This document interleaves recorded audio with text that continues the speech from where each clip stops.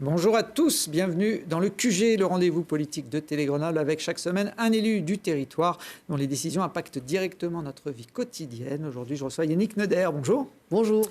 Bienvenue, vous êtes le député de la 7e circonscription de l'Isère depuis 2022. Une circonscription qui s'étend des frontières du pays voironnais au bord du Rhône. On la voit sur cette carte. On y trouve les communes du Grand-Lins, Roibon, la Côte-Saint-André, Saint-Étienne de Saint-Joire. Chez vous, notamment, un territoire essentiellement rural. Vous êtes également médecin, chef de service en cardiologie au CHU de Grenoble, conseiller régional et président du parti Les Républicains en Isère. J'ai rien oublié ? Non. Bon, j'aurais pu rajouter également rapporteur de la commission des affaires sociales. C'est un poste qu'avait d'ailleurs occupé Olivier Véran avant de devenir ministre de la Santé. En quoi ça consiste ? Rapporteur général ? Oui. Le rapporteur général de la commission des affaires sociales, c'est un rapporteur général qui a surtout un rôle d'interface entre le gouvernement et le Parlement, et particulièrement dans ces périodes sur le budget de la sécurité sociale que nous sommes en train d'étudier, qui est parti au Sénat et qui est un gros budget, puisque globalement, il y a 1600 milliards de dépenses publiques au niveau de la France, et que le budget de la sécurité sociale, c'est à peu près 800 milliards. Donc c'est un gros morceau du budget et du quotidien des Français. Bon, on va en reparler au cours de cette émission, de ce budget qui vous a pas mal occupé ces dernières semaines. J'ai vu que Sandrine Rousseau et Louis Boyard, qui sont deux autres députés membres de cette commission, ont aussi des missions de rapporteurs. Bien sûr. Vous collaborez comment avec eux ? Moi, je suis le rapporteur général et il y a 4 rapporteurs thématiques et j'ai fait le choix, j'aurais pu garder tout, et j'ai fait le choix pour justement respecter la composition aussi de l'Assemblée nationale, que les 4 autres branches puissent être portées par des élus de groupes différents. Donc nous avons Madame Rousseau sur les retraites. Après, c'est un choix, c'est pas le choix. C'est pas vous qui l'avez choisi, c'est pas moi qui ai choisi. C'est voilà. Il y a Monsieur Boyard sur la famille, Monsieur Grelier qui est MoDem sur sur les accidents de travail et la TMP, accidents de travail, maladie professionnelle, pardon. Et Monsieur Florquin du Rassemblement national sur les politiques du handicap. Et voilà. On dit que souvent les députés, les élus travaillent mieux ensemble en commission, loin des caméras, que quand ils sont dans l'hémicycle, où là c'est souvent un jeu un peu plus politique. En tout cas, dans nos rôles de rapporteurs, effectivement, il n'y a pas eu de problème majeur, ni d'incident majeur. On travaille très bien avec nos administrateurs.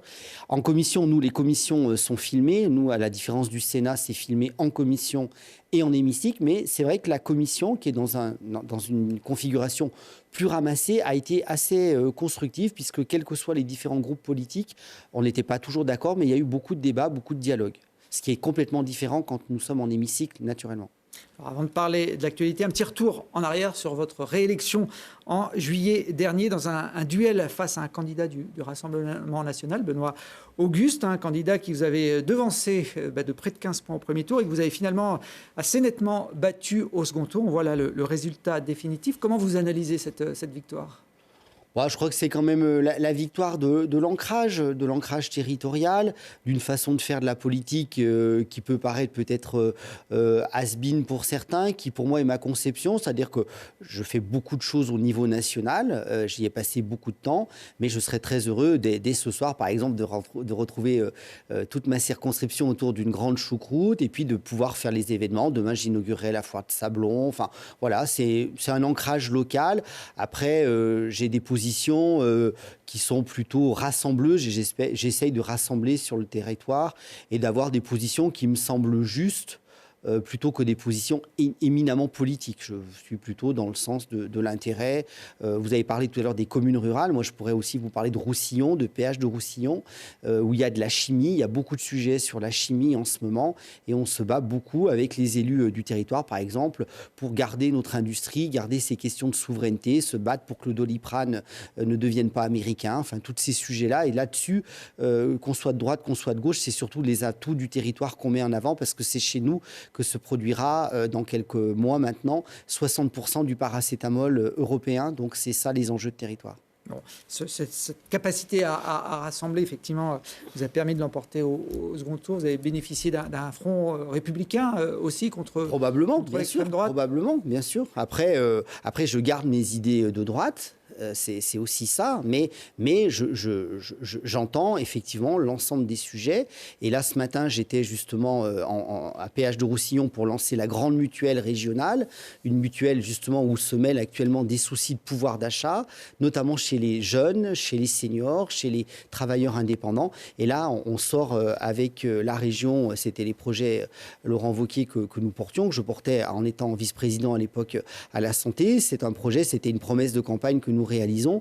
On sort une mutuelle régionale qui va permettre justement d'avoir à peu près des tarifs entre 10 et 20% moins chers, avec sans examen de santé, pas de limite d'âge. Et on sait que quand on vieillit, malheureusement, on a moins de revenus, on a souvent besoin de plus de soins et que le coût des mutuelles, si on regarde le dernier rapport du Sénat, montre que pour une personne à partir de 75 ans, on arrive à des chiffres de 130, 140 euros par mois de mutuelle sur des petites retraites de la circonscription, que ce soit les agriculteurs, que ce soit les ouvriers de l'industrie chimique ou ailleurs. Eh bien, ça pèse. Donc ça, c'est des mesures de bon sens. Une mutuelle accessible partout, qui préserve le pouvoir d'achat et qui permet de se soigner. Je ne sais pas si c'est des mesures de droite, de gauche, mais c'est des mesures de bon sens que je veux appliquer sur le territoire. Bon, un mot sur votre parti, puisque vous êtes aussi le patron des Républicains en Isère. En 2022, vous étiez le seul député LR sur le département. Vous l'êtes toujours en 2024, même s'il y a une ancienne membre de chez vous qui est devenue députée, une jeune, 23 ans, Hanan Mansouri, qui est passée dans le camp Ciotti. Vous saluez son élection ou comment vous a... Je pense que le choix d'Éric Ciotti était le choix d'Éric Ciotti et d'un seul homme, puisque aucun député ne l'a accompagné. Ça a permis une ligne de clarification très claire. Du jour où effectivement Hanan Mansouri a décidé de rejoindre Éric Ciotti et maintenant de rejoindre son parti politique, naturellement, de facto, elle ne faisait plus partie de notre famille politique. Après, chacun a les idées qu'ils ont, mais ce n'est pas notre ligne politique et nos valeurs. Donc, moi, je ne critique pas son action, mais ce n'est pas celle que nous défendons d'une droite sociale. Et elle est élue sur la circonscription de Vienne. Elle s'est déjà fait remarquer par quelques interventions musclées, on va dire, dans l'hémicycle. C'était le petit extrait qu'on passait. Ça n'a pas eu du tout d'impact au sein de LR, cette scission du parti avec son président, Éric Ciotti, qui est parti suite aux Non, je crois que c'est une période de transition. Je pense qu'on a une équipe nationale de transition autour d'Annie Genevard, de Michel Tabarot, notamment, pour organiser la suite. Et puis, il y aura des élections premier trimestre 2025, pour globalement être en ordre de fonctionnement pour des futures présidentielles. Mais je crois que le sujet actuel des Français, c'est pas forcément les organisations des partis politiques, ni la présidence de la République, c'est vraiment de pouvoir finir la fin du mois, on le sent quand même très bien. Bon, alors les LR ont récolté 6% des voix aux législatives, j'imagine que c'était une déception. Moi, je ne sais pas si on peut compter comme ça. C'est les détracteurs qui disent ça parce que, effectivement, le fait que Michel Barnier... Oui, mais je vais vous les donner autrement, moi, les chiffres.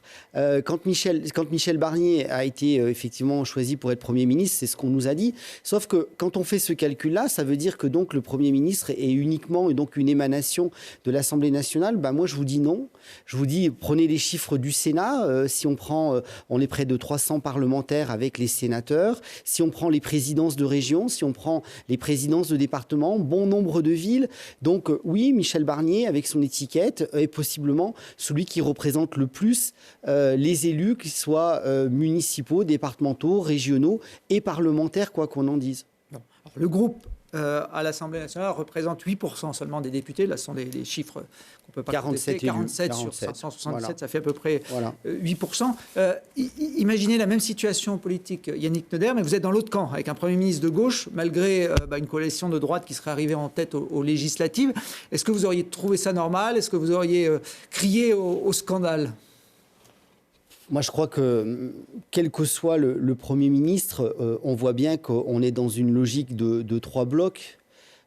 C'est probablement ce que les Français souhaitaient, c'est que le Parlement fonctionne ainsi. Ça pose la question au final de est-ce qu'il faut réformer le mode de scrutin derrière, avec un scrutin à la proportionnelle pour avoir des majorités plus claires. Je crois qu'on est dans une situation surtout qui est surtout la fin du bilan d'Emmanuel Macron, et c'est une fin de règne qui est très précoce puisqu'il reste encore 3 ans avec le président de la République, et qu'on voit bien que finalement cette dissolution, moi ce que je crois surtout c'est de critiquer cette dissolution qui a été faite probablement sur un coup de tête au décours d'élections européennes. On est le seul pays européen à avoir donné une sanction nationale à un scrutin européen, et on en voit bien un certain nombre de projets de loi sont restés, ont été complètement mis à la poubelle. On en a 2 essentiellement. Il y a le sujet de la fin de vie et puis il y a le sujet de loi d'orientation agricole. Et je regardais ce matin les revendications, puisqu'un certain nombre de barrages, de manifestations sont en train de faire, vont repartir. Mais aussi, une des grandes choses, c'est que tout ce qui avait été annoncé avant la dissolution tarde à se mettre en place, et il y a un fort mécontentement. Et les agriculteurs, ils ont eu naturellement des mauvaises conditions climatiques tout l'été. Il y a eu la fièvre catarrhale avec les ovins. Ils ont eu beaucoup de sujets, et moi je comprends clairement leur mécontentement. Et je pense que la dissolution n'a rien amélioré sur ce point-là, bien au contraire. Alors, il y en a un quand même qui a profité de cette dissolution. Je pense qu'en juin dernier, il n'imaginait pas être Premier ministre 3 mois après. C'est Michel Barnier qui a donc profité de ce contexte politique un peu particulier pour prendre la tête du gouvernement. C'est quelqu'un que vous connaissez bien, Yannick Noder ? C'est quelqu'un que je connais bien parce qu'il était en charge du Brexit, que j'étais vice-président en charge notamment de l'Europe pour la région Auvergne-Rhône-Alpes. C'est quelqu'un que je connaissais déjà avant. C'est quelqu'un que j'avais soutenu pour la primaire à la présidentielle, que j'ai accueilli, vous montrez les photos, masqués, c'était bien vous deux. On s'était vu pour un certain nombre de manifestations. Il est né à la tronche, c'est pas un secret. Il est savoyard. On a des habitudes de travail, et je crois qu'on a tous très intérêt à ce que le gouvernement de Michel Barnier réussisse dans l'intérêt des Français et de la France. Donc moi, je lui apporterai tout mon soutien sans renier mes convictions, naturellement. Il a formé un gouvernement qui, pour beaucoup d'observateurs, est un des plus à droite de ces 40 dernières années. Ça peut paraître paradoxal quand on est là justement pour essayer de représenter un maximum de sensibilité. Je n'ai pas cette analyse-là. Moi, je trouve que c'est un gouvernement qui ressemble à un gouvernement de coalition, bien qu'il manque quand même une jambe gauche de ce gouvernement. C'est, je pense, le gouvernement qui a pu se mettre en place au décours d'une situation extrêmement compliquée. Je rappelle quand même qu'il a fallu 51 jours à Emmanuel Macron pour désigner un Premier ministre. Donc là, on est dans des textes budgétaires. Vous savez que la Constitution met des délais. C'est 70 jours pour le projet de loi de finances, c'est 50 jours pour le projet de loi de finances de la sécurité sociale.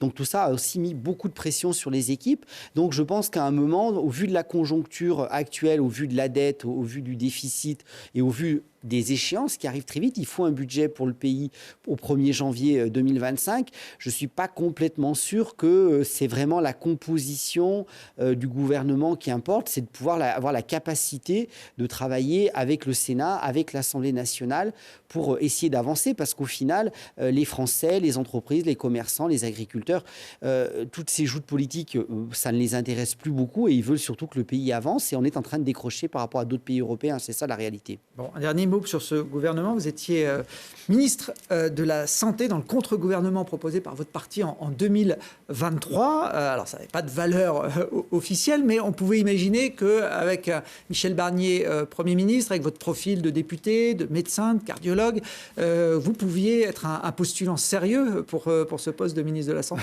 Oui, la preuve que oui, et puis la preuve que non. Ça a été dans des discussions. Mais bien sûr, c'est des discussions. Tout comme Laurent Wauquiez pouvait être pressenti comme l'intérieur et tout ça. Et puis après, c'est des équilibres.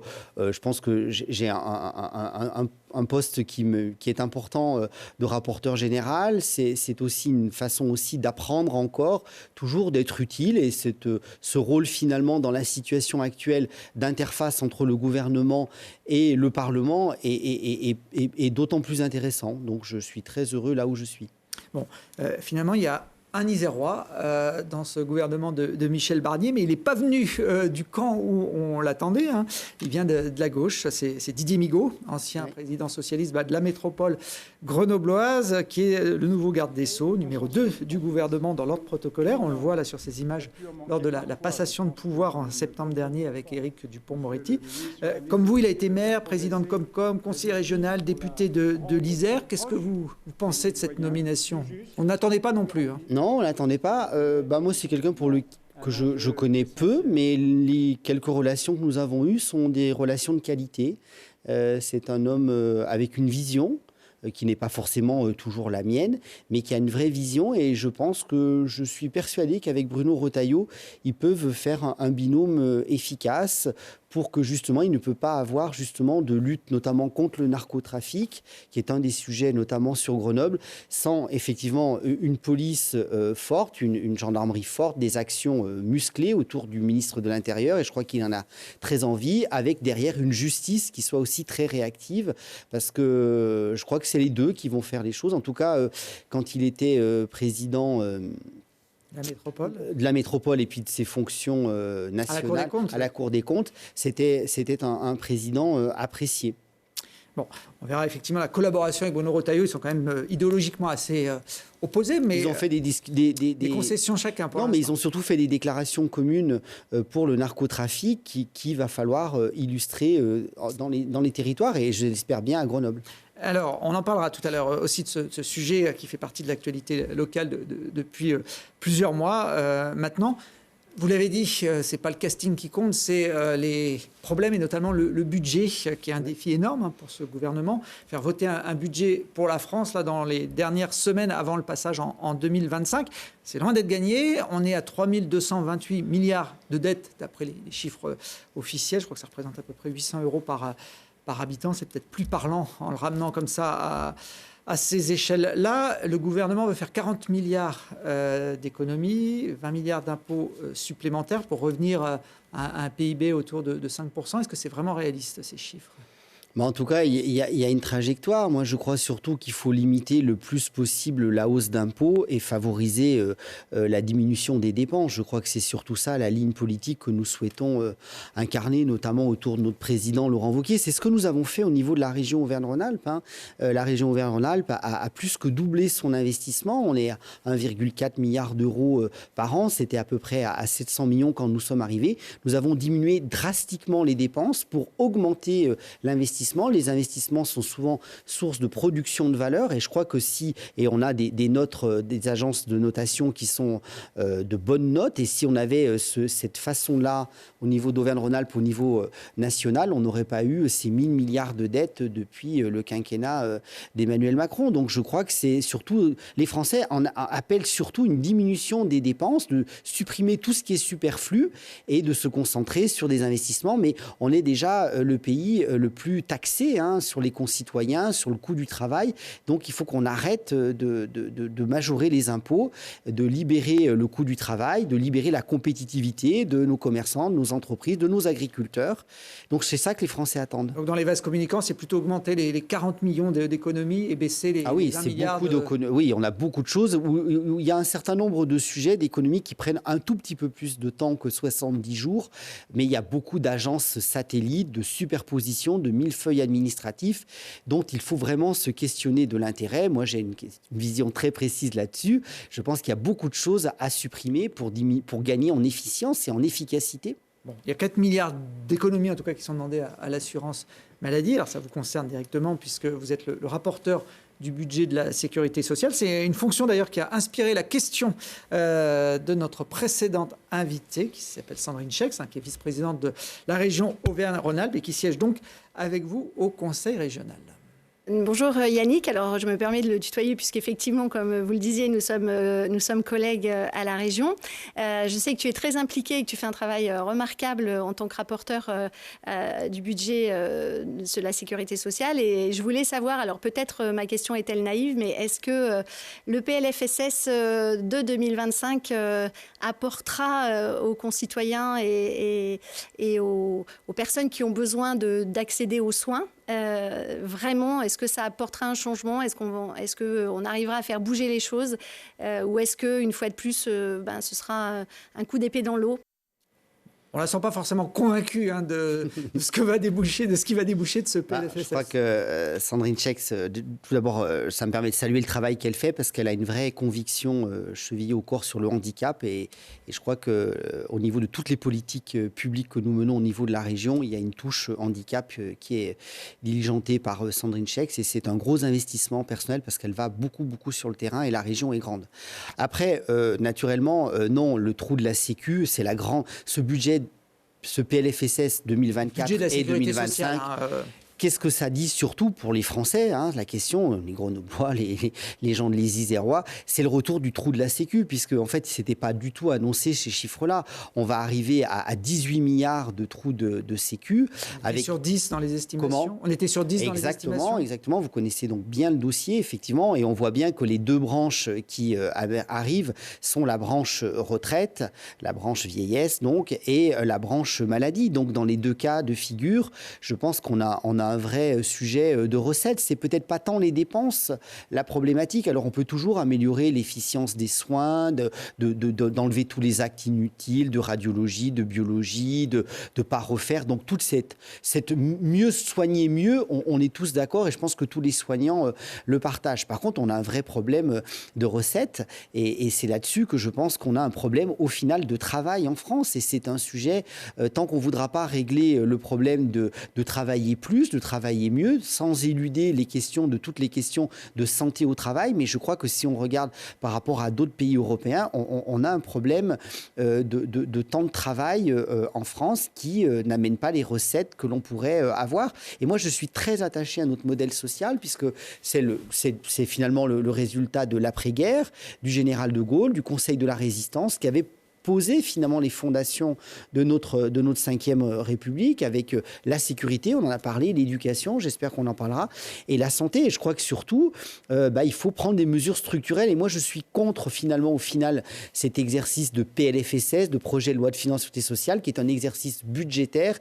Et je pense que nous avons un problème en France, c'est que nous ne parlons de santé que par le prisme du budget. Et je pense qu'il faudrait une loi de programmation en santé, comme nous avons une loi de programmation militaire, qui nous donnerait une vision pluriannuelle qui nous permettrait d'avoir des budgets qu'on pourrait anticiper d'année en année, qui donneraient des stabilités dans nos hôpitaux, dans nos cliniques, dans nos EHPAD. Le secteur du médico-social est fortement touché. 80-85% des établissements sont déficitaires. Et puis de donner aussi du sens à nos soignants sur le terrain, parce que je crois que tant qu'on n'aura pas fait ces restructurations nécessaires, il sera illusoire de vouloir faire des économies pérennes et ça sera que des coups de rabot. Et ces coups de rabot sont très délétères pour au final l'organisation des soins. Et le problème essentiel, on a un problème de démographie, un manque de soignants. Donc c'était l'objet de la loi que j'avais fait voter fin décembre 2023. Il faut former plus de médecins, il faut limiter le départ de tous nos étudiants à l'étranger et puis il faut surtout rémunérer correctement, je pense notamment aux infirmières libérales et autres, correctement les soins, parce que si demain on n'a pas une santé de proximité, de territoire forte, avec des laboratoires de biologie de proximité, de la radiologie de proximité, des médecins, des paramédicaux de proximité, tout ça se retourne vers l'hôpital et l'hôpital n'est plus en capacité d'absorber toutes ces files actives. Donc il faut vraiment une grande restructuration qui ne peut pas être portée sur une année et sur un texte budgétaire de quelques semaines. Vous évoquiez là dans le développement de vos propos le temps de travail, travailler plus. Alors mécaniquement, avec l'allongement de l'âge de départ à la retraite, on travaillera plus dans une vie professionnelle. Est-ce qu'il faut aussi toucher aux quotas hebdomadaires, les fameuses 35 heures qui sont la règle aujourd'hui en France? Moi, je crois qu'il faut faire une flexibilité. C'est comme la retraite. Je trouve que c'est assez identique. Quand vous avez des métiers pénibles, je vais prendre toujours les exemples de la santé. Je pense qu'une aide-soignante, une infirmière, dans les dernières années, c'est compliqué de faire les 3-8. Il y a une pénibilité. Donc, et on se voit bien que le taux d'emploi des seniors est particulièrement bas, en France, particulièrement bas. On a 30% des gens à partir de 60 ans qui sont encore au travail. Donc, on voit bien qu'il y a un problème. Après, d'autres personnes veulent pouvoir partir de façon progressive. D'autres veulent pouvoir continuer de façon progressive aussi et partir progressivement à la retraite. Je pense que sur le temps de travail, c'est de la même façon. Moi, je suis très flexible, notamment sur, par exemple, travailler en 12 heures, travailler... Je pense qu'il faut laisser le choix. Les Français, peut-être que s'ils avaient plus de liberté, travailleraient spontanément plus s'ils peuvent mieux concilier vie personnelle, vie professionnelle, vie sociale. Je pense que le monde a beaucoup changé sur ces côtés-là. Alors, Elon Musk a déclaré cette semaine qu'il voulait proposer aux Américains de travailler 80 heures par semaine. On n'en est pas encore là en France. Vous voyez bien que non, et je pense que personne ne prône ça, mais avec nos 35 heures et parfois nos 32 heures dans certains secteurs, je pense que si on travaillait le même nombre d'heures que l'Allemagne, on aurait quasiment réduit automatiquement notre déficit. Donc je pense qu'il y a vraiment un problème de travail, et je pense qu'il faut revaloriser la valeur travail. Je sais que certains ont fait des hymnes à la paresse. Je crois que le travail, ça peut être une valeur qui peut être défendue. En tout cas, c'est des valeurs qu'on peut inculquer dans l'éducation, à l'école, la récompense, le mérite. Je trouve que ça reste des valeurs fondamentales qu'on a essayé un peu de tourner en désuétude, et je trouve que pour le coup, c'est vraiment des valeurs fondamentales. Il ne peut pas avoir de société équilibrée. Quel modèle social va protéger les plus faibles? Alors, moi, c'est surtout ça mon engagement dans le PLFSS, c'est qu'il faut quand même pouvoir protéger les plus faibles. Le modèle social est souvent la seule richesse qu'ils ont. Donc si ce n'est pas par le travail, par la création de richesses qui nous permet de redistribuer à ceux qui n'ont pas ou qui ont moins, il faut quand même bien travailler pour pouvoir redistribuer. Alors, ce PLFSS, ce projet de budget de la sécurité sociale, a été discuté âprement à l'Assemblée nationale ces derniers jours. Il y avait eu une proposition du gouvernement, et puis le texte a été amendé par les députés. C'est leur rôle, c'est bien qu'ils puissent jouer leur rôle pleinement sur des textes de loi, les députés. Ah bah oui, c'est quand même le sens de la démocratie, c'est le sens de la Ve République. Nous sommes allés au bout du texte en commission, donc il y a eu beaucoup d'amendements, autour de 2500 amendements, donc il y a eu vraiment foison. En hémicycle, le temps était imparti, on n'a pas pu aller au bout du texte. Le texte est transmis au Sénat, donc les sénateurs sont eux-mêmes en train d'étudier. Ils ont fini le travail en commission. Ils vont commencer l'hémicycle la semaine prochaine. Et puis ensuite, nous allons nous voir, sénateurs, députés, pour voir si en commission mixte paritaire, une commission qui est donc égalitaire entre nombre de sénateurs, nombre de députés, nous pouvons trouver un projet d'accord qui sera de toute façon soumis en dernière lecture et avec le dernier mot à l'Assemblée nationale. Ce texte, dont je disais, qui a été proposé par le gouvernement, qui a été amendé, vous, les députés de droite, vous l'avez rejeté ces derniers jours. Oui. Pourquoi ? Parce qu'il y avait beaucoup trop de taxation, c'est-à-dire qu'à un moment, les propos que je vous disais tout à l'heure, il n'y avait pas assez de diminution de dépenses et trop d'augmentation de taxes. Et je pense que taxer, attention, quand on commence à vouloir taxer le livret A, quand on commence à vouloir taxer tout un tas de choses, on ne taxe pas les ultra-riches. Moi, j'entends les discussions sur les ultra-riches. On peut y être sensible, même à droite. Je pense que c'est... Voilà, il y a un vrai sujet de répartition des richesses, des valeurs, mais quand on commence à taxer davantage nos concitoyens et qu'en face, ils n'ont aucune amélioration de leur service public, aucune amélioration de leur sécurité, aucune amélioration d'offres de soins, de santé, là, on peut se poser la question. Et parfois, c'est aussi un modèle de vie, de travail, de mérite. Quand beaucoup de gens travaillent, essayent de faire des efforts, mettre des économies sur le livret A pour parfois aider leurs enfants, leurs petits-enfants, et s'aider soi-même, construire sa maison, acheter son appartement. Voir ces revenus du travail taxés de façon, je trouve, indécente à un moment, ce n'est pas le modèle social que j'ai envie de développer pour le pays. Ce sont les députés de gauche qui ont proposé ces amendements ? Surtout l'extrême gauche, surtout la France insoumise. Qui finalement ont été validés pour la plupart, puisque vous refusez... Ils ont été validés, moi je ne veux pas faire... C'est eux qui ont la main, en fait, aujourd'hui à l'Assemblée nationale. C'est que si on regarde les votes et si on analyse les votes, on a vu parfois quand même la grande union des extrêmes, puisqu'on a vu des votes dont nous avons perdu des votes. Nous avons perdu des votes avec des alliances très improbables entre le Rassemblement national et la France insoumise. Et c'est vrai que ça interroge sur la ligne politique. Donc, au final, vous rejetez quelque part votre propre texte, même s'il a évolué entre ce qui avait été proposé c'est un texte initialement. Oui. Là, le Sénat va le retravailler à partir de la version initiale donc proposée par le gouvernement. On a peu de doutes qu'il va en sortir quelque chose parce que le Sénat est quand même... une majorité, c'est bien la grande différence de l'Assemblée, qui a une majorité, quelle qu'elle soit, mais il a une majorité. Mais vous l'avez dit, c'est l'Assemblée nationale qui a la main. Au final, on passera par un 49-3 au mois de décembre. Probablement. À quelle fiabilité? 90, 95%. Le Premier ministre a dit cette semaine que lui également, c'était très probable qu'on passe avec 49-3. Mais regardons la composition des différents groupes. Il n'y avait pas de majorité avant la dissolution. Il y en a encore eu moins après. Donc, la dissolution n'a rien réglé au problème politique de la France, bien au contraire. 49-3, on le dénonce souvent quand on est dans l'opposition, mais on est bien content de l'avoir quand on se retrouve à la manœuvre. Moi, je ne suis pas bien content ou mécontent ou bien content du 49-3. Mais sans cet outil, aujourd'hui, le pays serait bloqué. C'est bien pour ça c'est bien pour ça que la Constitution française prévoit le 49-3 pour éviter l'immobilisme du pays. Mais moi, je vous le dis autrement, Thibaut Leduc. C'est-à-dire que s'il n'y a pas de 49-3, moi, je ne me lève pas le matin en voulant un 49-3. Mais alors donc, en 2025, il n'y a pas de budget pour le pays.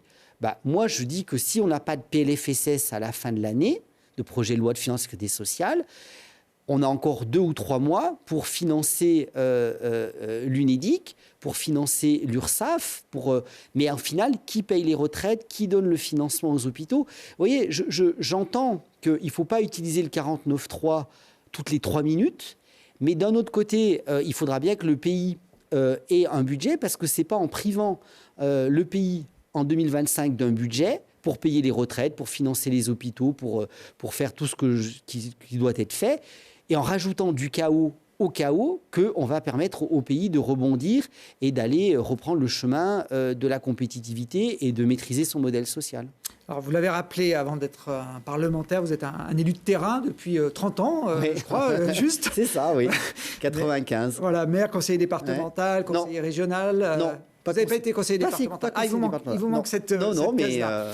Mais en tout cas, vous avez dû remarquer que les collectivités étaient très remontées contre le gouvernement sur les 5 milliards d'économies que veut leur imposer Michel Barnier. Est-ce que vous approuvez cette mesure d'aller taper dans le portefeuille aussi des collectivités locales? Pas à cette hauteur-là. Pas à cette hauteur-là. Pourquoi? Parce qu'un certain nombre de collectivités, je prendrai l'exemple de la région, mais plus proche de nous du département, ont des compétences qui sont dites obligatoires. On va regarder le département de l'Isère. Si vous enlevez une grande part de son budget qui est sur les personnes âgées, les EHPAD, le handicap, c'est quasiment, je crois, 70% du budget du département. C'est à peu près dans ces mêmes proportions pour nous, à la région, sur les lycées, les transports. Donc, si vous faites porter un gros volume d'économies sur finalement une toute petite part, eh bien, ça fait des gros coupes budgétaires. Et quand je disais tout à l'heure qu'il fallait, vous m'avez beaucoup entendu défendre les plus faibles, les personnes âgées, les personnes handicapées,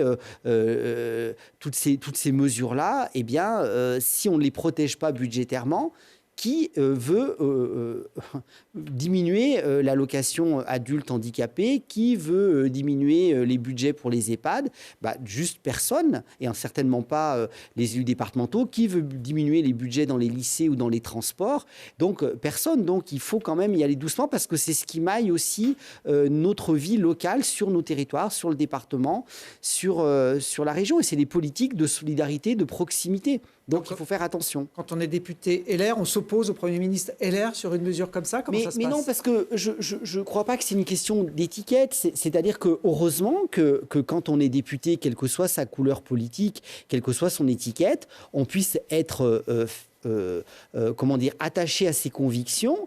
Et le Premier ministre est complètement ouvert sur les pistes qu'il a proposées. Il fallait faire un budget en 70 jours. Il a posé des projets de loi, charge maintenant aux parlementaires, quels que soient les bords politiques, de faire d'autres propositions, mais d'arrêter la foire à la saucisse et de proposer des propositions qui sont irréelles. Donc il faut pouvoir proposer des propositions qui sont réalisables et donc chiffrées et finançables. Bon, vous étiez présent au Congrès des maires de l'Isère en octobre dernier à Crolles. On va vous voir sur ces images. Vous avez donc entendu Jean-Pierre Barbier, qui est le président du département que vous évoquiez, qui a déjà annoncé qu'il retirerait ses aides sur les projets portés par l'État, notamment 16 millions en moins, par exemple, sur le plan de rénovation du CHU de Grenoble, idem sur le ferroviaire ou l'université. Ça, c'est des conséquences directes de la stratégie du gouvernement. Je pense que pourquoi ça revenait sur ce que je vous disais, c'est que quand vous avez dans vos budgets des collectivités des dépenses qui sont un peu ciblées, puisque c'est des compétences obligatoires, bien naturellement que vous êtes obligé de limiter sur d'autres champs qui ne sont pas obligatoires au sens de la collectivité, mais qui sont d'un grand intérêt. Donc ne me faites pas dire que l'université et l'hôpital, ce n'est pas de grand intérêt, mais ce n'est pas stricto sensu ce qu'on demande à un département de financer. C'est des budgets qui sont du champ régalien. Le budget de l'enseignement supérieur, le budget de la santé, c'est des budgets régaliens qui dépendent de l'État. Le département a des compétences, les régions en ont d'autres, donc chacun se replie sur son champ de compétences. Ce qui est aussi assez dangereux dans le sens que parfois, on sait qu'il faut parfois, pour faire certains projets, justement une participation. On fait parfois des comités des financeurs, notamment à l'échelon communal. Hein, c'est mon expérience de maire qui parle ou de président d'intercommunalité, où parfois, et je le fais beaucoup sur mon territoire, si on n'a pas la mairie, l'intercommunalité, le département et la région et l'État, hein, sous forme d'État, en fait, les projets ne sont pas réalisables parce que sinon, notamment en ruralité, ça serait des projets qui seraient beaucoup trop onéreux pour les collectivités locales et qui induirait une augmentation des impôts locaux de façon beaucoup trop importante. Et il y a toujours la question, quand on est un élu, quelles que soient les décisions qu'on prend, on doit toujours mesurer l'impact sur le pouvoir d'achat de nos concitoyens. Vous évoquez les compétences obligatoires ou pas, notamment du département. Ça me permet d'ouvrir une petite parenthèse, puisque cette semaine, les élus écologistes de l'Isère ont proposé, pour faire des économies au département, d'abandonner la gestion de l'aéroport de Grenoble. Alors, on l'appelle l'aéroport de Grenoble, mais c'est initialement l'aéroport de Saint-Joire, hein, dont vous étiez le maire. Donc, c'est un sujet, j'imagine, que vous connaissez bien. Est-ce que ça peut être une piste? Il y a plus de 2 millions par an de subventions du département pour faire fonctionner cet aéroport pendant quelques mois seulement l'hiver pour les touristes étrangers qui vont dans les grandes stations savoyardes. Je trouve que c'est une vision un peu simpliste. C'est-à-dire que, en gros, de quoi on est en train de parler? L'aéroport, c'est un aéroport qui est essentiellement un aéroport d'hiver avec son fort trafic. Si vous enlevez l'aéroport, vous enlevez tout le tourisme de montagne. Que pèse le tourisme de montagne en Isère, mais également en Savoie, dans les départements voisins? C'est toute une activité touristique, c'est toute une activité d'attractivité pour notre département. Après, arrêtons de penser que c'est les ultra-riches qui viennent skier. Les ultra-riches, ils viennent avec des jets privés. C'est pas eux, c'est souvent des compagnies qui proposent au contraire plutôt des voyages plutôt low cost qui permettent d'accès au ski. Après, cette naïveté un peu franco-française, on la retrouve. C'est-à-dire que plus on mettra des freins à de la proximité, à du tourisme de montagne, plus ça fera le beau jeu de l'Autriche qui récupère systématiquement toutes les parts de marché, ou la Suisse. Donc j'imagine que ces questions de développement durable, elles sont importantes. Moi, je mise beaucoup sur la recherche et sur l'avion électrique, l'avion de demain. Et il y a beaucoup de pistes et j'espère que d'ici 2025, au niveau de l'ENAC, qui est l'école nationale d'aviation civile que nous avons sur cet aéroport, il pourra avoir les premiers avions pilotes pour des avions électriques. Après, il n'y a pas que le tourisme, quand même. Attention, il n'y a pas que la neige et que le sport d'hiver. Il y a aussi tout le transfert sanitaire. Donc, on a beaucoup de patients et surtout d'organes. Nous avons quand même 25 000 patients en France qui sont inscrits sur des listes d'organes, de dons d'organes et de greffes surtout. Nous avons 5 à 6 000 greffes par an. Et moi, je redis quand même que pour un certain nombre de greffes, je vais prendre celle que je connais bien, la greffe cardiaque, c'est entre 4 et 6 heures de prendre un cœur chez un patient et d'aller le mettre dans un autre. L'avion reste quand même le modèle le plus efficace pour parfois se poser d'un point à l'autre de la France, qu'on soit donneur ou qu'on soit receveur. Nous avons une géographie aussi très particulière, hein, les montagnes, avec du deltaplane, avec de l'escalade. On est aussi beaucoup donneurs d'organes ici à Grenoble du fait de tous les sports, de tout le risque qui est fait lié aussi à la montagne. Donc je crois qu'il faut se poser sur ce genre de sujet. Je ne sais pas si c'est une conférence de presse ou autre qui peut régler le sort de ces sujets-là. Donc il y a tout l'impact sanitaire, la greffe d'organes, il y a tout le désenclavement des Alpes autour, il y a toute la compétitivité européenne, il y a l'innovation technologique qui peut se faire avec l'avion électrique. Puis n'oublions pas quand même que localement, pardon de reprendre mon étiquette d'élu local, c'est un gros employeur de 300 à 600 emplois en fonction des saisons. Donc, et qui sont souvent d'ailleurs des emplois saisonniers très complémentaires avec l'emploi agricole. Donc nous avons beaucoup d'agriculteurs qui trouvent une compensation, notamment l'hiver. Donc il faut faire attention. J'aime bien les bonnes idées, mais attention aux bonnes idées vues de Grenoble pour des territoires qui ne sont pas métropolitains. Bon, on a compris votre attachement à cette infrastructure qui... J'assume. Et sur votre territoire et sur la commune dont vous avez été maire pendant de nombreuses années, on va revenir au trou de la Sécu, comme vous l'avez évoqué, avec cette petite différence de 18 à 10 milliards, faut plutôt de 10 à 18 milliards.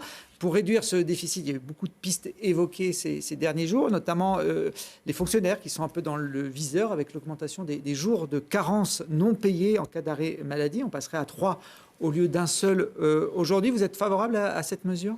Moi, j'avais proposé quelque chose qui était plus sur le champ de l'égalité. Le jour républicain. Oui, voilà, voilà, le jour. Je n'avais pas tout à fait dit comme ça, mais en gros, c'était de mettre une équité entre le public et le privé. Parce que je trouve qu'il y a un champ qu'on n'évoque jamais suffisamment, c'est que beaucoup de salariés du secteur privé ont 3 jours de carence qui sont non compensés. Et eux, personne n'en parle. Donc, j'entends, mais aussi, il faut aussi regarder tout le monde. Et en termes d'équité, moi, j'avais effectivement dit cette journée d'ordre public, c'est-à-dire que c'est une première journée de carence pour le public, mais aussi pour le privé, et pour l'employeur, et pour les mutuelles, pour le système d'assurantiel social. Donc, c'était une journée plus globale. Après, on a très bien vu que c'est un jeu de passe-passe politique. Ces jours de carence avaient été mis par Sarkozy, il a été enlevé par Hollande, il a été remis par Macron. On voit bien qu'en fonction de ce jour ou pas, on a vu la variation de taux d'absentéisme bouger énormément. Hein. Le fait de réintroduire le jour de carence, ça a été réintroduit donc par Emmanuel Macron, je crois, en 2019. Voilà, je crois que c'est à peu près là. Ça avait diminué l'absentéisme de 20%. Après, on peut s'interroger quand même si les conditions de travail sont totalement différentes, pourquoi un travailleur indépendant va avoir 2 à 3 jours par an d'arrêt ? Pourquoi un salarié du secteur privé va avoir 10 à 12 jours et pourquoi un salarié du secteur public va avoir autour de 7 jours ? C'est quand même des sujets sur lesquels je pense qu'il faut jeter personne en pâturage, mais il faut regarder quelles sont les conditions de travail. Donc je pense que tout ça doit rentrer dans une réflexion globale de travailler mieux, mais aussi de regarder les conditions de travail, parce que je peux aussi entendre que dans certains nombres de secteurs, l'hôpital est un bon endroit. Quand vous faites les 3-8, quand vous faites des nuits, quand vous êtes au contact de patients eux-mêmes malades, vous pouvez peut-être avoir plus d'arrêts maladie, plus d'absentéisme. Donc il faut regarder ça dans sa globalité, mais je crois qu'au titre de la justice sociale, c'est un sujet qui mérite d'être en tout cas mis sur la table et regardé. Bon, en tout cas, cette mesure sur les 3 jours de carence a laissé entendre quand même qu'il y avait une partie d'arrêt maladie un peu abusif. C'est ce que vous dites justement. Mais il y en a. Mais ne pas vouloir dire ça est un mensonge. Mais alors, c'est les médecins qu'il faudrait responsabiliser, pas forcément les malades ou les mais si vous voulez, c'est tout le monde. C'est tout le monde. Par exemple, on sait très bien qu'il peut y avoir des téléconsultations qui sont des bonnes choses, mais qui peuvent aussi être de très mauvaises choses. Quand un patient qui est pour différentes raisons qui ne sont pas d'ordre médical veut s'arrêter, on voit qu'on a pu, parce que bon, l'avantage du rapporteur, c'est qu'il peut aussi demander beaucoup de chiffres, beaucoup de rapports, beaucoup de missions. Voilà. On a vu certains patients jusqu'à avoir 10 téléconsultation jusqu'à trouver un médecin qui fera un arrêt de travail. Et c'est très difficile. Moi, je veux protéger aussi les médecins. Les temps de consultation sont pas très longs. C'est difficile en téléconsultation de pouvoir faire un examen médical. Il faut effectivement qu'on n'envisage pas, quand on fait nos études médicales, que des patients peuvent en fait pas forcément dire les bons symptômes pour obtenir un arrêt de travail. Tout ça, c'est aussi un jeu. Et quand vous êtes en téléconsultation, si vous évoquez des idées suicidaires, si vous évoquez des choses qui sont difficilement appréciables, un mal de dos et tout ça, c'est un problème. Après, il y a des vrais arrêts de travail pour défendre les collègues médecins qui oblige, par exemple, vous avez un ouvrier, un charpentier ou quelqu'un qui est soumis à un travail très physique, qui a mal au dos, en fait, parfois, vous êtes obligé d'avoir un examen complémentaire, un scanner, et si vous mettez 15 jours, 3 semaines pour avoir cet examen, qui sont malheureusement des délais praticables, eh bien, nous avons aussi bon nombre d'arrêts de travail qui pourraient être diminués, qui pourraient être raccourcis si on avait un accès plus rapide à des plateaux techniques pour affiner le diagnostic et prendre la bonne décision. Si quelqu'un a un problème vertébral, vous ne l'envoyez pas continuer à travailler, aggraver son cas. Voilà. Donc, si vous voulez, il y a possiblement des patients qui ne disent pas la vérité et qui veulent des arrêts de travail de complaisance. Il y a des degrés de sensibilité des médecins qui est différent, ça c'est sûr. Et puis, il y a aussi l'accès au plateau technique où, quand vous ne le savez pas, dans le doute, vous arrêtez aussi les patients. Donc, c'est un sujet, là aussi, à regarder en globalité. Moi, je me méfie de tous ces amendements, de toutes ces conférences de presse, de tous ces petits trucs bullshit qui règlent des problèmes qu'on n'aurait pas su régler depuis la sécurité sociale, c'est 1946. Attention à toutes ces parfois fausses bonnes idées.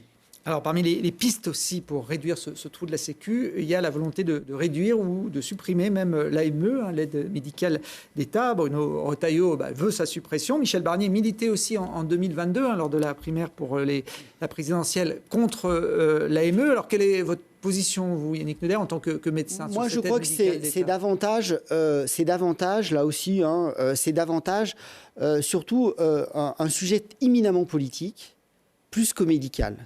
Si on regarde les chiffres, c'est 1% de nos dépenses de santé. C'est 1,2 à 1,4 milliard. C'est vraiment à la marge. C'est 1 à 2%. Donc, 1,2 milliard par terre, tout le monde se baisse pour les ramasser. Donc, on ne peut pas dire que ce n'est pas une dépense.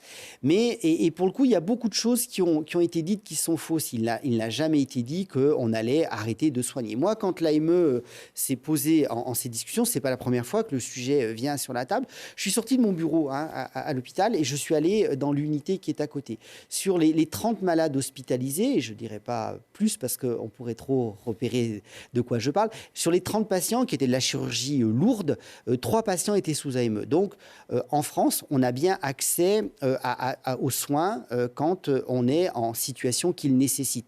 Et encore heureux, puisque tous les problèmes d'infection, le risque de transmission d'infection, les risques cardiovasculaires, les risques de dialyse, tout ça, il est hors de question, et c'est bien le médecin qui parle, de laisser un patient, quel que soit son statut, régulier, irrégulier, étranger, pas étranger.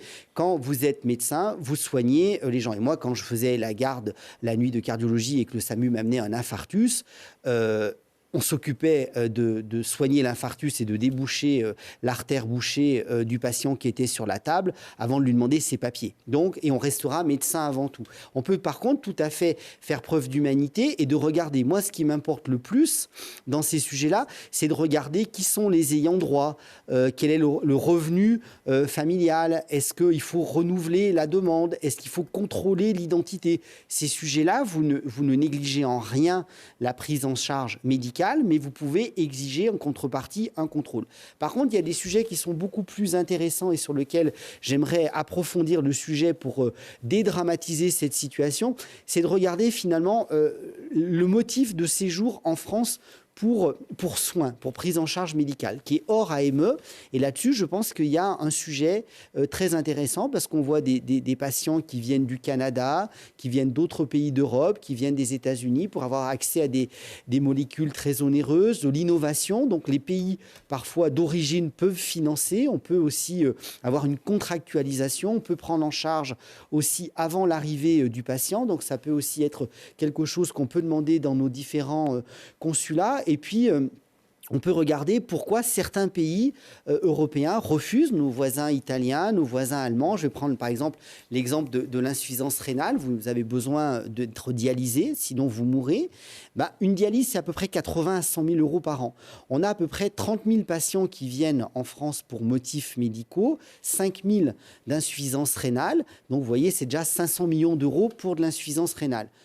C'est vital. Donc, naturellement, que ces patients, je comprends, qui traversent notamment la Méditerranée pour venir se faire dialyser en France. Moi, la question que je pose, c'est pourquoi d'autres pays ne le font pas, comme l'Italie, comme l'Allemagne.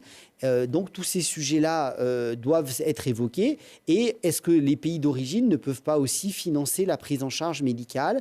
Naturellement qu'il faut avoir de l'humanité et il faut prendre en charge, c'est le serment d'Hippocrate, mais ça ne veut pas dire non plus qu'on ne peut pas le faire dans des bonnes conditions de contrôle et d'appréciation et de financement, parce que tout ça a un prix, a un coût. La santé n'a pas de prix, mais elle a un coût. Et comment vous expliquerez au même moment que quelqu'un qui a travaillé, par exemple, une petite retraite agricole sur mon territoire et qui va se retrouver avec un reste à charge et qui voit au même moment quelqu'un qui n'a jamais cotisé à notre modèle social être pris en charge 100%. Je pense qu'il y a besoin aussi de cette justice sociale et ça, on doit pouvoir l'expliquer.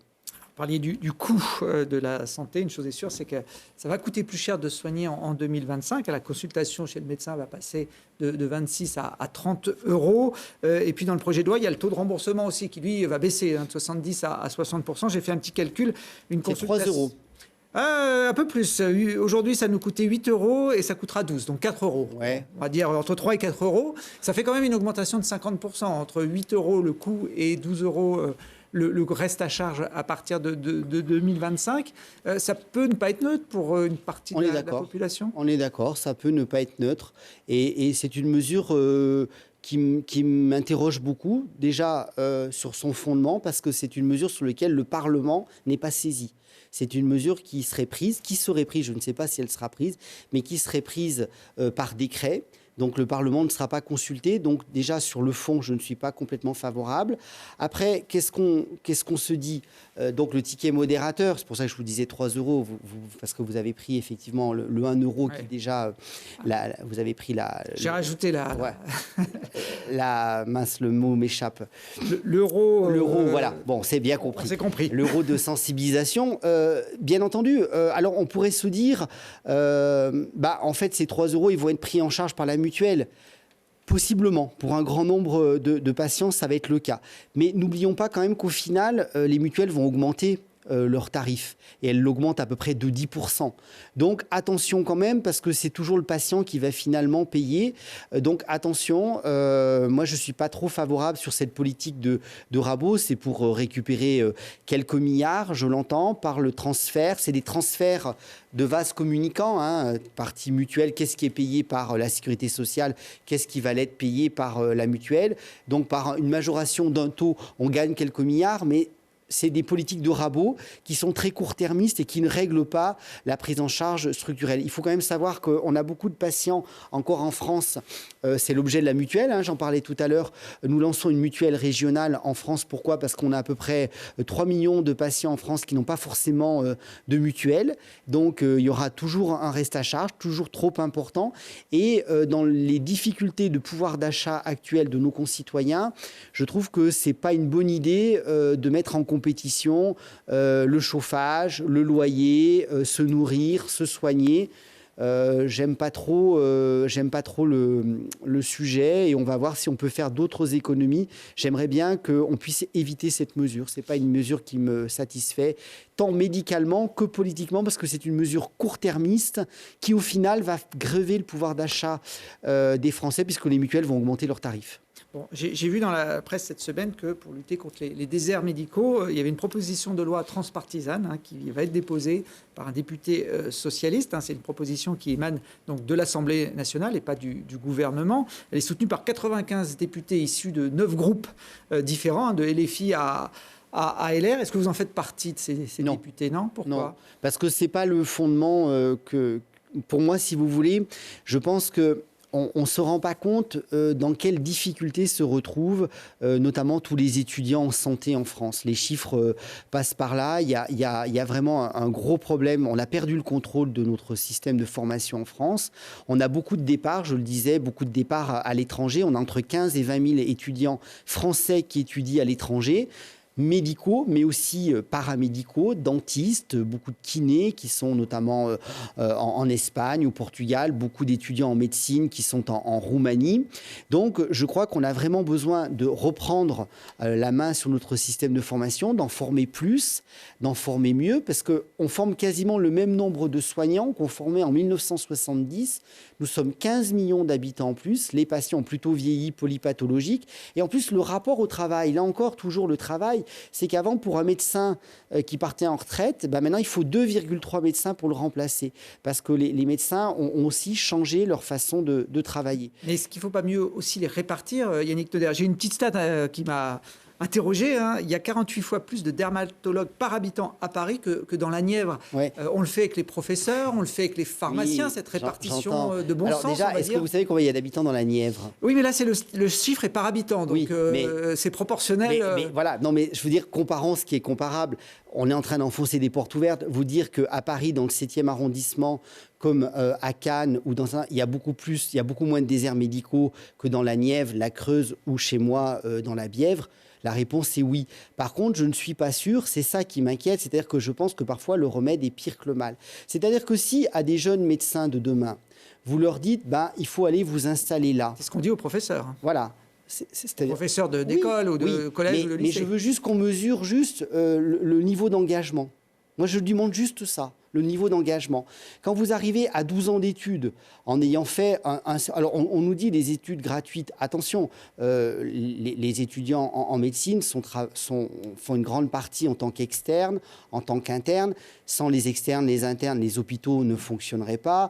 Au bout de quelques années d'études, vous avez largement d'exercice à l'hôpital en tant qu'interne, vous avez largement remboursé vos études. Qu'est-ce qui va se passer si les contraintes sont trop importantes? Les gens vont se déconventionner. Soit ils vont changer de filière. Il y a beaucoup de cas de jeunes médecins qui en ont marre de toutes ces contraintes et qui dévissent la plaque. Il y a eu des reportages, d'ailleurs, je crois, de chez vous, sur des médecins à Saint-Martin-d'Air, la dernière fois, qui dévissent ou alors qui se déconventionnent. Et moi, je ne suis pas favorable au déconventionnement parce que là, c'est l'ouverture à une médecine de vitesse. Ceux qui sont toujours dans les lieux que j'ai évoqués précédemment pourront toujours payer des actes hors convention, secteur 3. Par contre, celui qui n'a pas de mutuelle, celui qui a une petite retraite, celui qui a un pouvoir d'achat, un reste à vivre faible, lui, il a besoin d'aller chez un médecin conventionné. Donc, attention, je pense que c'est des mesures qui peuvent s'entendre, parce que ce que vous dites est intolérable entre le nombre de dermatologues et autres. Moi, je pense que déjà, sur un certain nombre de spécialités, et la dermatologie, sans stigmatiser les uns ou les autres, mais on voit bien aussi qu'il y a un niveau de rémunération dans certaines spécialités. La médecine esthétique, par exemple, exercée par les dermatologues, est beaucoup plus rémunératrice que, par exemple, la gestion classique de la dermatologie. Donc, il y a un problème de rémunération des actes qui, souvent, n'ont pas été faits depuis longtemps. Et puis, je crois surtout que déjà, formons un nombre de médecins suffisant. Moi, je plaide dans ma loi de 2023 pour la suppression du numerus clausus apertus, appelez-le comme vous voulez, mais on est toujours en train de réguler. C'est acté, ça, ou mais pas? C'est acté. Ma proposition de loi a été votée à l'Assemblée nationale. J'espère qu'elle sera inscrite au Sénat au premier trimestre 2025 pour l'acter définitivement. Et une fois qu'on aura formé le nombre de médecins nécessaires, c'est-à-dire qu'il faut au moins doubler, je pense, le nombre de formations actuelles, ça veut dire qu'il faut aussi donner les moyens aux facultés de médecine. Il ne s'agit pas de mettre tout le monde en tension. C'est des mesures qui doivent s'accompagner de financement de nos facultés, de nos universités. Bien après, quand on aura un nombre de médecins suffisant, on peut peut-être envisager les choses. Mais là, on est vraiment vraiment dans une situation très à l'os. Il y a très peu de moyens et il ne faut pas qu'on décourage des jeunes médecins de s'engager, qu'on les décourage de s'installer ou qu'on les encourage à décrocher la plaque ou à se mettre en secteur 3 non conventionné où là, ils pourront demander les tarifs libres. Et je pense que ça sera un mauvais coup aux patients parce que si effectivement vous avez des médecins dans la Nièvre mais qu'ils sont en secteur 3 et qu'ils pratiquent les honoraires qu'ils veulent, eh ben, à un moment, ce ne sera pas tout d'avoir le médecin, mais si vous ne pouvez pas vous l'offrir, eh ben, vous n'irez pas. On a compris votre raisonnement effectivement sur ce sujet qui peut parfois être difficile à appréhender. Vous avez pas mal utilisé le conditionnel pour parler des mesures du gouvernement et pour cause. Voilà, rien n'est voté. Et puis il y a aussi une incertitude de majorité au sein de l'Assemblée nationale. On ne sait pas comment Il n'y en a pas, c'est pas une incertitude, il n'y en a pas. Non mais disons les choses comme elles sont. Il n'y a pas de majorité à l'Assemblée nationale. Alors, dans ce grand flou, on a quand même eu le droit, cette semaine, à une éclaircie, une annonce qui a eu le mérite d'être claire. La première chose, c'est qu'il y aura bien une revalorisation des retraites dès le 1er janvier pour toutes les retraites. Elle sera à peu près de la moitié de l'inflation, mais elle concernera tous les retraités. La deuxième chose ensuite, c'est qu'au 1er juillet, il y aura une deuxième revalorisation, cette fois-ci pour les retraites les plus modestes. Alors, c'est une bonne nouvelle pour les retraités notamment, mais je voulais vous faire réagir sur l'annonce. Ce n'est pas le Premier ministre qui parle, ni le Président de la République, ni un membre du gouvernement. C'est le président de votre groupe à l'Assemblée nationale, qui est constitué de 47 députés, Laurent Wauquiez. C'était à lui d'annoncer ce type de Ça me permet, je suis très content que vous me posiez cette question, parce que j'ai beaucoup lu, j'ai beaucoup entendu. En fait, il y avait des règles du jeu, et moi, je suis très heureux que vous me posiez la question, ce qui me permet de donner au grand jour les règles du jeu. En fait, dans le bloc central, effectivement, chacun avait un sujet de négociation. Et une fois que l'accord était fait avec le gouvernement, le Premier ministre avait été très clair, c'est que chaque leader de groupe politique, une fois que l'accord était fait sur le sujet qu'il défendait, avait liberté de pouvoir l'annoncer lui-même selon le canal de diffusion qu'il souhaitait. Nous sommes les premiers, derrière Laurent Wauquiez, à avoir mis un sujet qui était pour nous le pouvoir d'achat des retraités. Donc nous ne voulions pas effectivement qu'il n'y ait aucune indexation de la retraite. On voulait que le pouvoir d'achat des retraités ne soit pas la variable d'ajustement de ce budget. Il a été trouvé cet accord d'une majoration dès le 1er janvier à 50% de l'inflation et de pouvoir avoir un bouclier au 1er juillet pour un niveau qui parle globalement à tout le monde, qui est le niveau du SMIC. Donc pour toutes les retraites en deçà du SMIC, elles sont nombreuses, elles sont extrêmement nombreuses, notamment dans ma circonscription, notamment tout le secteur rural, le secteur agricole, mais aussi tous les retraites de services, de commerçants, d'indépendants. Et du coup, vu que cet accord a été fait par le gouvernement, ça a permis à Laurent Wauquiez de l'annoncer aux 20h de TF1. Maintenant, d'autres groupes politiques ont d'autres sujets de discussion qu'ils contractualisent avec le gouvernement et qu'ils aillent l'annoncer. Bon, c'est bien qu'on comprenne les règles du jeu. Je n'ai pas la sensation qu'au sein de ce bloc central, tout le monde avait bien compris les règles du jeu, parce qu'il y a eu quand même, beaucoup de la part notamment des macronistes, des réactions assez virulentes contre Laurent Wauquiez. On sait qu'il joue aussi sa carte personnelle, l'ancien président de la région Auvergne-Rhône-Alpes. Votre parti, avec l'élection d'Éric Ciotti en 2023, l'avait mis clairement comme le candidat à la présidentielle. Alors je ne sais pas si c'est toujours le cas aujourd'hui, Yannick Neuder? Moi, je n'ai pas vu d'annonce de Laurent Wauquiez annonçant sa candidature à la présidentielle 2027. Mais s'il le faisait, je pense que ça serait une bonne nouvelle. Bon, il y a eu Édouard Philippe qui l'a fait, le premier, à l'automne. C'est aussi un profil qui peut être intéressant pour la droite, peut-être plus rassembleur que Laurent Wauquiez? Moi, je dirais qu'il faudra que globalement, il y ait une candidature qui puisse être celle du rassemblement maximum, parce que je crois que personne ne souhaite une présidentielle entre Mélenchon et Marine Le Pen. Donc il faudra qu'un candidat, on va dire, qui représente ce bloc de la droite et du centre. Oui, en sachant qu'il y aura quand même une différence. C'est que nous ne sommes pas comptables du bilan d'Emmanuel Macron, ce qui est quand même une différence notable. Pardon de le préciser, mais je crois que dans le bloc central, nous ne sommes pas identiques. Qu'est-ce que ça veut dire un bloc central? C'est que nous ne souhaitons ni l'extrême droite, ni l'extrême gauche.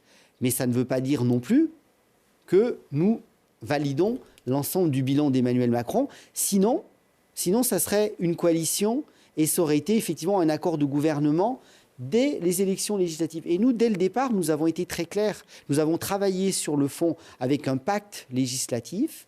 Nous avons absolument pas accepté les différentes entrées au gouvernement qui étaient proposées. Et ensuite, nous faisons que ce pacte législatif devienne un pacte gouvernemental qui est basé sur les valeurs que nous défendons, le travail, la sécurité, la santé pour tous. Et tout ça est illustré dans ce pacte gouvernemental. Donc tout ce qui va dans ce bon sens, nous le votons. Tout ce qui n'est pas dans ce bon sens-là, nous ne sommes pas tenus de le voter. Bon, dans ce bloc central, il y a quand même de plus en plus de tiraillements. La preuve, c'est Jérémy Yordanov, député isérois écologiste, hein, qui est devenu vice-président de l'Assemblée nationale. Il a d'ailleurs siégé il y a quelques jours pour la première fois au Perchoir. Il est élu du Nouveau Front Populaire. Il remplace une élue LR, alors que ce sont les mêmes députés qui ont voté dans les deux cas. On a du mal à comprendre comment c'est possible. Ça, c'est malheureusement ou heureusement le malheur des uns qui fait le bonheur des autres. On voit bien que... Ça prouve que le bloc central ça prouve qu'aucune élection n'est jouée d'avance et qu'après, au-delà des équilibres politiques, eh bien, dans les isoloirs, les députés, et fort heureusement, font comme ils veulent. Donc, qu'il y ait effectivement des tiraillements entre les uns et les autres, on l'a vu. Par ailleurs, c'est un député isérois, voisin de ma circonscription, que j'ai félicité parce que par ailleurs, il est dans son rôle de vice-président pour pouvoir gérer la qualité de nos débats parlementaires et je pense qu'il le fera bien. Après, j'aurais effectivement clairement préféré que ça soit quelqu'un de ma famille politique. Ces règlements de compte qui sont la politique pas sous son meilleur des aspects, je ne peux que les regretter. Malheureusement, ils existent et c'est comme de partout. C'est comme dans les repas de famille, hein, ça se passe pas toujours très bien, hein. Bon, vous parlez des élections, enfin des députés isérois. On va voter dans quelques semaines ici en Isère. Oui. Et ben ouais, sur la première circonscription, après la démission d'Hugo Prévost, un jeune élu de la France Insoumise qui avait battu Olivier Véran en juillet dernier en bénéficiant de l'union de la gauche et du soutien des poids lourds de son parti. Il n'aura fait qu'un passage éclair en politique puisqu'il a été rattrapé par des accusations de harcèlement moral et sexuel. Il a démissionné quelques jours seulement après avoir été invité dans le QG politique de Télé-Grenoble. Alors, ce n'est pas le premier député isérois qui est accusé de harcèlement. On se souvient du socialiste André Valigny qui avait été accusé par une de ses collaboratrices, qui avait lui à l'époque trouvé un arrangement à l'amiable, on va dire, pour étouffer l'affaire. En tout cas, on va revenir aux urnes normalement au mois de janvier. Est-ce que sur cette circonscription, le bloc central, le socle commun dont on parlait à l'instant, va montrer sa capacité d'entente et d'union, Yannick Neuder ? Je ne sais pas, parce que, si vous voulez, le bloc central, c'est entre guillemets une solution au niveau de l'Assemblée nationale pour arriver à fonctionner. Sur les territoires ? Je ne dis pas que ça ne fonctionne pas. Je dis que arriver à travailler ensemble, ça ne se décrète pas en quelques minutes. Et encore une fois, je pense que travailler ensemble dans l'intérêt des Français pour l'avenir du pays, ça ne veut pas dire se rendre comptable d'un bilan que nous avons combattu, qui est le bilan d'Emmanuel Macron des 7 dernières années. Donc attention, après, ce que je remarque sur cette circonscription-là, c'est que c'était quand même assez étonnant quand on voit le profil sociologique de cette circonscription, qu'elle ait élu un député de la France Insoumise. Je crois que c'était plutôt le rejet, peut-être... d'Olivier Véran. Peut-être, davantage, que la victoire de la France Insoumise. Donc, voilà. Après, je m'étonne, puisque visiblement, moi, ce que je m'étonne, c'est que, globalement, le Parti socialiste avait désigné une candidate qui, je pense, était une candidate qui... avait l'intérêt d'être du territoire, de représenter la gauche. Et je vois un peu de façon étonnante que les socialistes locaux, la gauche locale, se retirent au profit de la toute-puissance France Insoumise qui impose finalement ses dictats depuis Paris jusque dans notre circonscription en Isère, puisque je crois que c'est quelqu'un que je ne connais pas, qui est parachuté. Il s'appelle Lies Loufoque. D'accord, que je ne connais pas, qui est parachuté totalement. Et je trouve que c'est pas bon pour l'Isère d'avoir des candidats parachutés, quels qu'ils soient. Voilà. Donc j'espère que les électeurs de cette circonscription vont préférer effectivement une candidature locale, enracinée. Alors justement, ils vont avoir le choix puisque issu de ce bloc central, il y a 3 déjà candidats qui ont fait acte de candidature. Nathalie Béranger, que vous connaissez bien, puisqu'elle est membre des LR, hein, qui a été battue d'ailleurs sur cette circonscription en juillet dernier.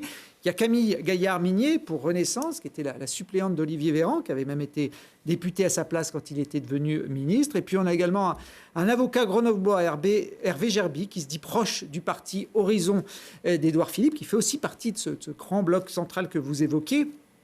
Ils sont tous les 3 candidats. Vous avez essayé, en tant que patron des LR, d'unir ces candidatures sur un seul candidat ou candidate ? Je pense que pour l'instant, c'est prématuré. Je crois que ces élections auront lieu en janvier. Il y a les périodes de Noël, il faut je ne sais pas. Moi, déjà, je dis que dans les 3 cas, c'est des gens, par rapport à ce que je viens de dire précédemment, dans les 3 cas, c'est des gens qui sont quand même enracinés sur le territoire et qui connaissent leur territoire. Ce qui est déjà quand même pas du tout la même situation que le parachutage annoncé de la France insoumise. Ensuite, il y a des différences quand même notables. Naturellement que je soutiens Nathalie Béranger, qui est ma secrétaire départementale, qui est élue d'opposition à la ville de Grenoble, qui est conseillère régionale et qui est présidente d'Alpexpo. Après, si eux 3 veulent discuter d'une solution, voilà, mais je dis que pour l'instant, c'est bien normal que nous n'avons pas le même passé. Madame la députée Camille Gaillard-Minier est plus comptable du bilan d'Emmanuel Macron que Nathalie Béranger. Donc il faut peut-être aussi laisser la possibilité aux électeurs de pouvoir aussi donner un nouveau souffle en laissant un autre. C'est-à-dire que c'est une autre alternative. On ne peut pas être condamné dans ces circonscriptions à voter un extrême ou l'autre.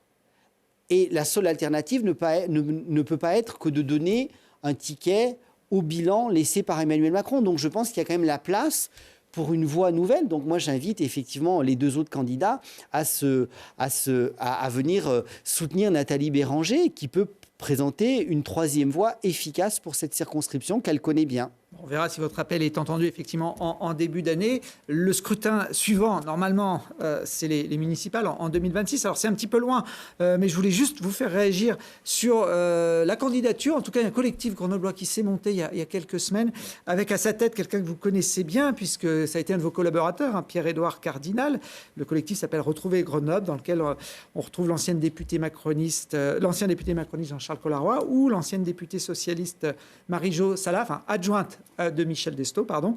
Qu'est-ce que vous pensez de cette candidature ? Il vous a consulté votre ancien... Il était votre directeur de cabinet. Non, parce que en fait, c'était un excellent collaborateur en région. Quand je n'ai plus été vice-président de région, nos chemins se sont séparés. Nous gardons de bonnes relations, mais je pense qu'il mène sa vie professionnelle et son engagement comme bon lui semble. Moi, par contre, je salue son action, effectivement, de vouloir mettre des personnes autour de la table pour parler des problèmes. Je crois qu'ils ont beaucoup réagi sur des problèmes de sécurité à Grenoble. Pardon, mais je crois quand même que nous avons quand même quelques problèmes de sécurité à Grenoble et je crois que Bruno Retailleau y a fait allusion dans un certain nombre de réponses. Je pense que déjà, remettons de la sécurité urbaine, remettons des caméras de vidéoprotection qui avaient été enlevées, remettons un centre de protection urbain.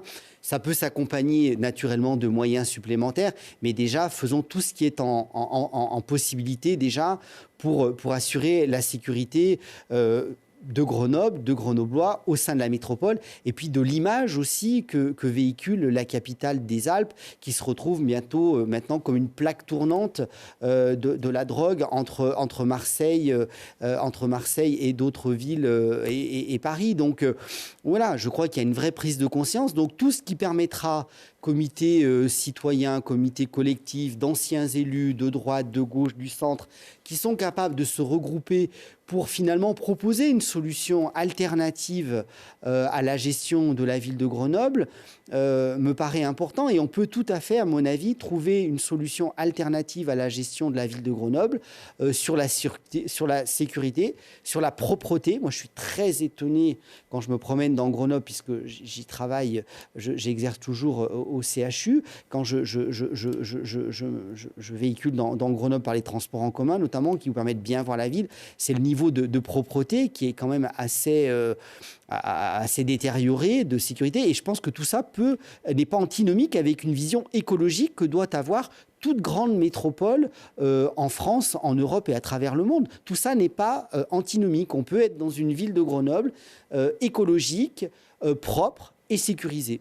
Bon, justement, sur la sécurité, vous avez proposé de supprimer les aides sociales aux familles des dealers il y a quelque temps. C'est une expérimentation qui, d'ailleurs, est en place en Isère depuis 2 ans. Est-ce que vous avez déjà des premiers retours de ce qui s'est passé ici? Est-ce que ça a été efficace? Alors, ça commence à l'être. Moi, je veux surtout... c'est pas tout à fait comme ça que ça s'est passé. C'est-à-dire que j'ai fait une proposition de résolution.